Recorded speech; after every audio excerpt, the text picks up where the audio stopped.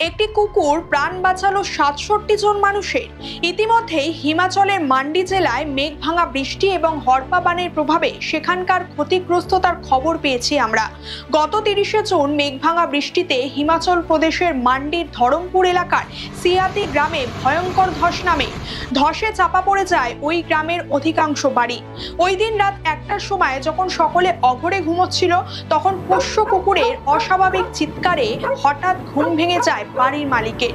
বাইরে বেরিয়ে দেখেন পাহাড় থেকে তীরের বেগে নেমে আসছে ভয়ঙ্কর জলরাশি।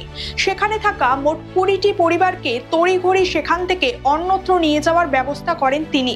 ৬৭ জন মানুষ আশ্রয় নেয় উঁচু একটি জায়গায়। নিমিষের মধ্যে হুড়মুড়িয়ে ধসে পড়ে যায় বাড়িটি। তাৎক্ষণিক ক্ষয়ক্ষতি হলেও প্রাণে বেঁচে যান তারা। এই সারমেয়র চিৎকারে ঘুম ভেঙেছিল বলেই আজ এতগুলো মানুষের প্রাণ অক্ষত থাকলো।